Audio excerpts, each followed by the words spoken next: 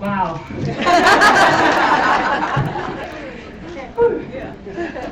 Good afternoon, smart girls. Greetings from Arizona, Tucson, Arizona. I am honored to be here with you today. I want to thank Stacy and Jennifer Leslie for making it possible for me to be here. My name is Gabriela Saucedo Mercer. I am a proud Tea Party member and all-around conservative smart girl. And I am going to be the next Congresswoman in Arizona's District 7. When Stacy invited me to speak, she said, talk about what inspired you to run for office. To answer this question, let me share a little bit about myself. I was born and raised in Mexico, and I know what it is like to dream of becoming an American citizen. Some people may take being a citizen of this country for granted. I do not.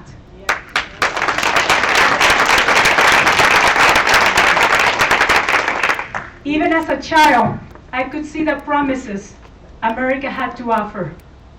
I saw a well-run country, a land of opportunity where individuals were free to go as far as their God-given talent and their hard work will take them.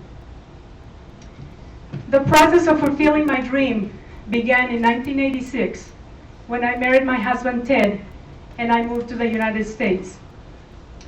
After 5 years of preparing, testing, and waiting, finally, on July 3rd, 1991, I was sworn in as a naturalized American citizen.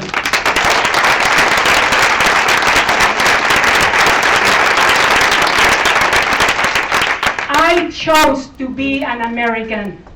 I don't hyphenate my name, and I'm not a Mexican American. I am an American.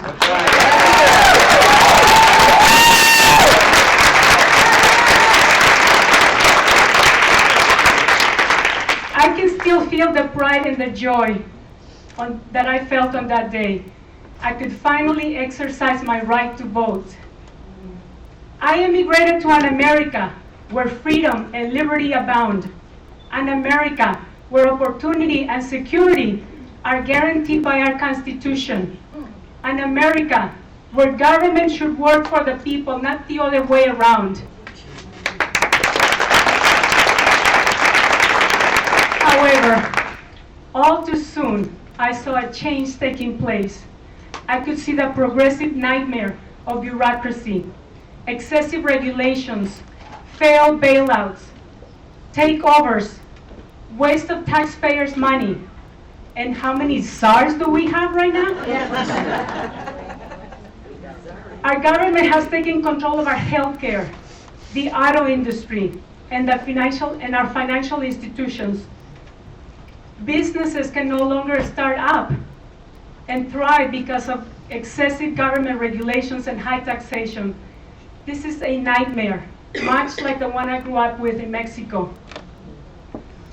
It saddens me to say that this is not the same country that I immigrated to 24 years ago, and this makes me angry. It is time to wake up and reclaim the American dream.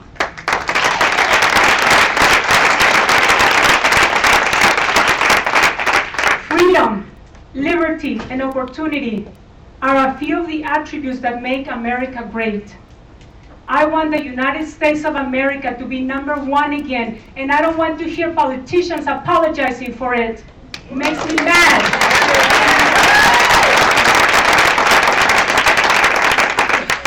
But 3 years ago, I began to involve myself in politics, volunteering for candidates that share my values, my conservative values.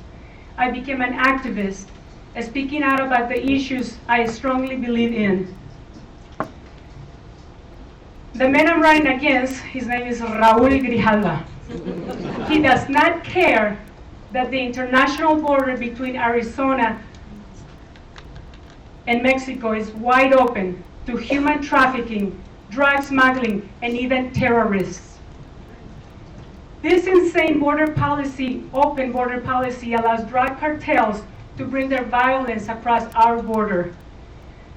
This has resulted in the murders of American citizens like rancher Robert Krantz and Border Patrol agents like Brian Terry. That should not be happening in our country. Just this year, it is suspected that the wildfires, which burned over 900,000 acres in Arizona alone, were started by illegals, devastating towns along the border. Homes were burned down to the ground. Hundreds of Arizona citizens had to be evacuated. They were terrorized, and that should not be happening in our country. On April 23rd of last year, the governor of Arizona, who happens to be a smart girl conservative, signed the Senate Bill 1070, a bill that allows the state and local law enforcement to enforce federal immigration laws. Why? Because our federal government has failed Arizona in securing the United States border. In protest, the ultra-liberal Raul Grijalva called for a boycott of our state on national television, harming the very people he is supposed to represent. But 4 days later, my liberal city councilwoman called for a meeting where she wanted the city of Tucson to sue the state of Arizona because she did not agree with Senate Bill 1070. And would you believe at taxpayers' expense? Yeah. This angered me. So I went to the city council meeting and I gave them a piece of my mind.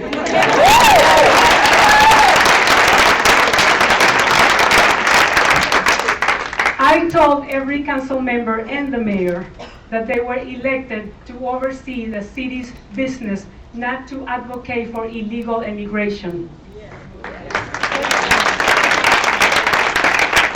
Then I said, and I quote, "I am personally ashamed of my representative Raul Grijalva for asking on national television for a boycott of our state, especially in these tough economic times. Raul Grijalva should be ashamed of himself." And do you know that Raul Grijalva happens to be the co-chair of the Progressive Caucus? I decided to run against this Marxist because he does not represent my conservative views.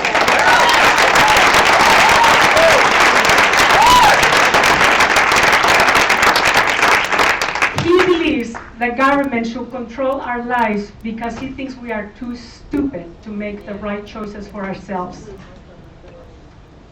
What else inspired me to run? My family. My daughter, Juliana, spent much of her childhood dreaming like I did. At one point, she dreamt of becoming a ballerina. Instead, she danced her way right into the United States Marine Corps.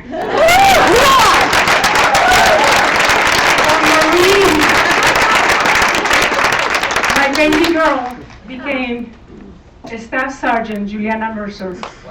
She has served in both Iraq and Afghanistan.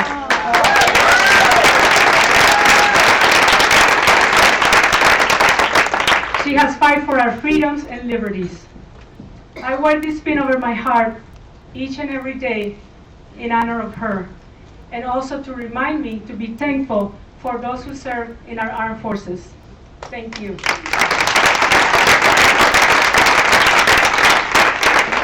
My son Christopher, he earned his business management degree from the University of Arizona, and because of Grijalva's boycott, he could not find a job in Arizona, so now he has to be in San Diego, California.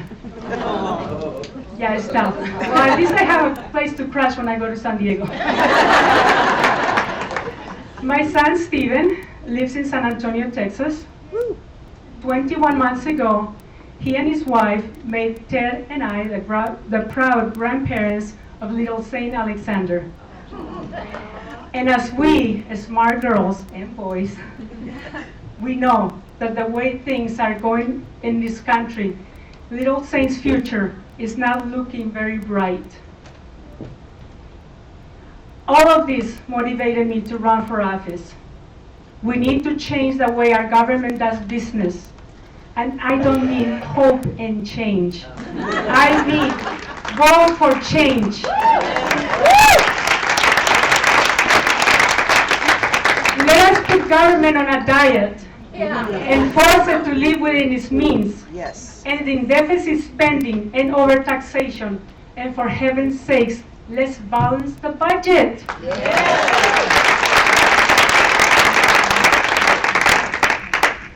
I worked in the defense industry for 8 years before becoming a full-time mom. I was a quality control inspector and an analyst. My supervisors would tell you that I was too tough of an inspector. I took my job seriously, refusing to put my stamp of approval on anything that did not meet quality standards. On my watch, nothing would cause another nightmare like the Challenger explosion in 1986. Today, our Constitution is being gutted by politicians and men and women in black robes. Our free enterprise system was designed to work for us. It is not. And it is time to apply some quality control. Yes. We must bring ethics, integrity, and common sense back to our government.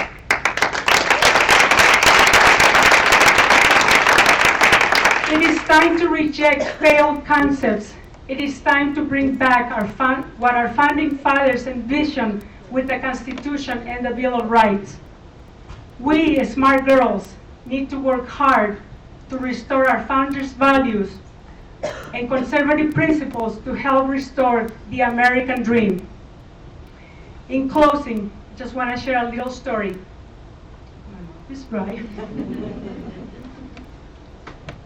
About 2 years ago, I took a class on the Constitution. I wanted a refresher. The lady that taught the class, Claire Morgan, on the third meeting, she said, "Our government is corrupt." And the whole class agreed, yes, government is corrupt. What she said next, it just got me. She said, and pointing her finger at the class, she said, "The government is corrupt because the government's corruption is a reflection of your corruption." So, as a good student, I raised my hand and I said, "Claire, are you saying that I am corrupt? I did not vote for that guy in the White House." And she said, "Yes, because we, the people, have not held our elected officials accountable." So I want to challenge you. Let's stop the corruption. Let's hold our elected officials accountable and elect good, conservative politicians. Thank you.